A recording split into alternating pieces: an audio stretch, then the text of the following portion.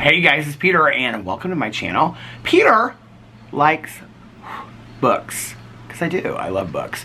And it is that very exciting time of the month where I make the huge Booktube book club announcement, where I announce the books for a true crime book club and Peter's book club for the upcoming month. So tonight I'm going to be announcing and revealing the books for a true crime book club and Peter's book club for October. Are you all ready? Okay, I'm so excited.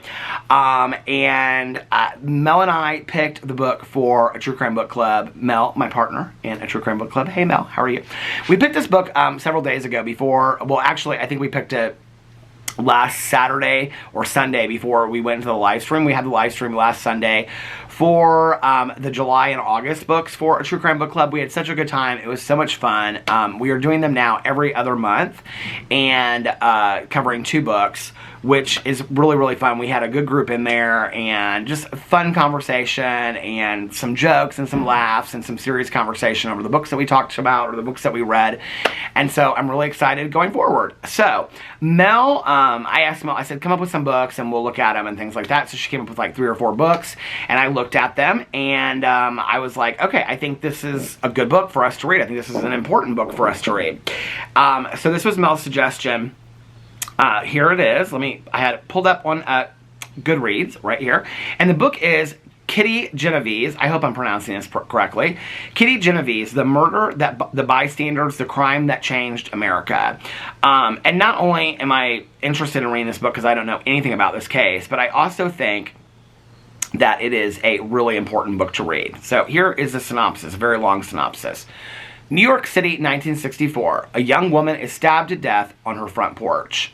A murder the New York Times called a frozen moment of dramatic, disturbing social change. The victim, Catherine Kitty Genovese, became an urban martyr, butchered by a sociopathic killer in plain sight of 38 neighbors who didn't want to get involved. Her sensational case provoked an anxious outcry and launched a sociological theory known as the bystander effect. That's the narrative told by the Times, movies, TV programs, and countless psychological textbooks. But, as award-winning author Kevin Cook reveals, the Genovese story is just that, a story. The truth is far more compelling, and so is the victim. Now, on the 50th anniversary of her murder, Cook presents the real Kitty Genovese. She was a vibrant young woman, unbeknownst to most, a lesbian, a bartender working and dancing her way through the colorful, fast-changing New York of the 60s. A cultural kaleidoscope marred by the Kennedy assassination, the Cold War, and race riots. Downtown Greenwich Village teemed with beatniks, folkies, and so-called misfits like Kitty and her lover. Kitty Genovese evokes the village's gay and lesbian underground with deep feeling and colorful detail. Cook also reconstructs the crime itself, tracing the movements of Genovese's killer, Winston Moseley, whose disturbing trial testimony made him a terrifying figure to police and citizens alike, especially after his escape from Attica State Prison. Drawing on a trove of long-lost documents, plus new interviews with her lover and other key figures, Cook explores the enduring legacy of the case. His heartbreaking account of what really happened on the night Genovese died is the most accurate and chilling to date. Wow. Okay, and this is by Kevin Cook, and the book came out, was published March 16th of 2015. It's 256 pages. Here, let's hear about Kevin Cook a little bit, more about the author. Let's see what it says. Kevin Cook, the award-winning author of Titanic, Thompson, and Tommy's Honor, has written for the New York Times, the Daily News, GQ, Men's Journal, Vogue, and many other publications, and has appeared on CNN and Fox TV. He lives in New York City, and this is what he looks like. So, I'm very excited to read that. I think Mel picked a fantastic book. Well, she picked 3 books. All of them were really good. But I think that this is going to be a fantastic book to read for October.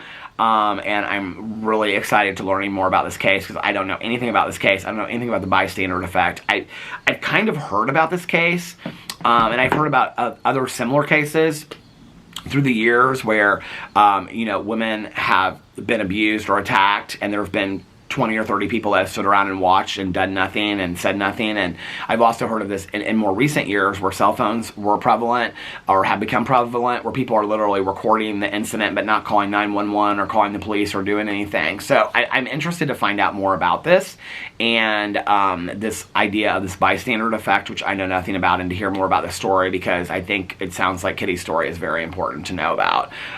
So that's the book that we are reading for a true crime book club for October. And okay, so then I want to share with you the book that I am picking for Peter's book club for October. Now, I have picked cozy mysteries for like the last 3 months. I almost took my hat off, but my hair looks so... Oh, I have to scratch my head. I got a crown filled this morning. And so I just like ran out, well not this morning, but this afternoon. I just like ran out and threw a hat on, and which, I mean, I do most days sitting around here, but like now my head is like itching. Anyway, too much information. So the last couple months, I have been picking cozy mysteries to read on this channel for Peter's book club. And I'm just loving it because I love to read cozy mysteries. And for those of you that don't know, cozy mysteries usually take place in smaller towns. They usually aren't a series. It's usually, it's not always women, it's men too. But they'll move back to their hometown or some small town because they were in some way like betrayed by the person they were married to, or the person dies, or they lose a job or something like that, so they have to move home. And then they always kind of like inherit like a bed and breakfast or open a bookstore or whatever. Sometimes they have paranormal aspects to them, or they're witches and things like that.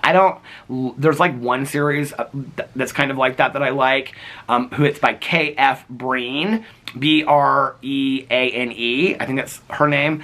I said that in a video not too long ago. People were like, who are you talking about? And that's the one. It's called Midlife. Here, I'll just actually look it up for you right now since I have Goodreads pulled up. Hold on a second. Breen, I think it's her name. Why? Does Goodreads always act crazy to you? Okay, Breen. Let's see if it pulls it up. Midlife. Madness? Oh, here it is. K.F. Breen, B-R-E-E-N-E. And the first book in the series is called Magical Midlife Madness. That's not the book that I'm picking for this month, but that's just a series that has like paranormal aspects to it. It has like witches and, you know, gargoyles and things like that. And I liked it. I thought it was good. I like that series. But I don't typically love the ones that are paranormal. I like the ones that are just cozy mysteries. They have lots of good food in them. Some of them have recipes in them. Some of them, you know, have lots of them. Most of them have pets in them, dogs and cats and things like that. They're just real homey, and they have eccentric characters and things like that. So I've been picking those for the last couple of months to read over on this channel, and I thought that I would continue to do that. I'm actually thinking about possibly changing this changing Peter's book club into being a exclusively cozy mystery book club, and every month will be a book one in a series, and then we can just decide whether or not we're going to continue with that series. I can tell you of the ones I've read so far, Follow the Crumbs I might read going forward. That was a September book. I will be doing reviews of this. The other one, which was the Broil, the Low Country Broil, I probably will not continue to read that one after like all the other things I want to read. I probably won't read the second one in that by Susan. I can't remember her last name. The Noodle Shop Mysteries, the Dumplings, Death by Dumpling, I will definitely be reading that going forward. I love that one. So that might be one that we can continue to read together. But I just thought that we could start a series together if we decide to read it. And I think I'm gonna continue to go with cozy mysteries. So this one that I picked for this month, it's tagged as a cozy mystery, but it kind of sounds like maybe it's not. But it's brand new. It just came out, and the book is called Mother Daughter Murder Night, and it's by Nina Simon. So let me pull it up on Goodreads really quick for you. Mother Daughter Murder Night. And one of the reasons I'm picking this is because it's the book one. It doesn't even say of what series. It's brand new. It just came out September 5th of 2023. And it is 368 pages. And this is, the author's name is Nina Simon. And it says, for her, she's a long biography. Okay. I write crime stories about strong women. My first novel, Mother Daughter Murder Night, is a New York Times bestselling murder. hold on a second. It's a New York Times best-selling mystery. It's only been out for 3 weeks. It's already, okay, I didn't know that. A single mom and teenage girl come together. Okay, so let's read the synopsis of the book before she gives it away in her little thing. I didn't realize it was a New York Times bestseller already. How is that happening? Okay, New York Times bestseller, Reese's book club pick, nothing brings a strange family together like a murder next door. And I will tell you, this is tagged as a cozy mystery, but it kind of sounds not like a cozy mystery to me, but whatever. A lighthearted whodunit about a grandmother, mother-daughter trio of amateur sleuths. Think Gilmore Girls, but with murder. Mother-daughter murder night is a perfect mix of family drama and murder mystery. Kelly Garrett, award-winning author of Like a Sister, high-powered businesswoman, Lana Rubicon has a lot to be proud of. Her keen intelligence, impeccable taste, and the LA real estate empire she's built.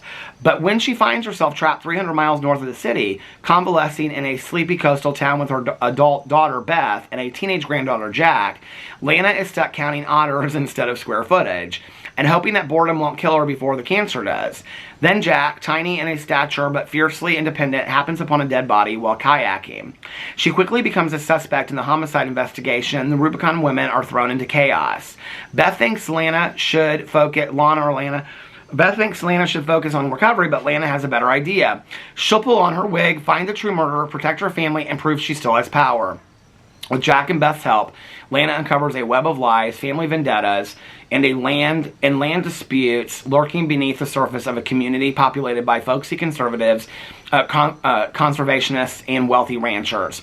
But as their amateur snooping advances into ever more dangerous territory, the headstrong Rubicon women must learn to do the one thing they've always resisted: depend on each other. I think it sounds really good, don't you? I think for her first debut novel, I'm real excited about it. So it's called Mother-Daughter Murder Night. And those are the books for October. Let me know in the comment section below if you're going to read along with us. I'm so excited for these books. I love you guys so much, and I'll see you in my next video. Bye.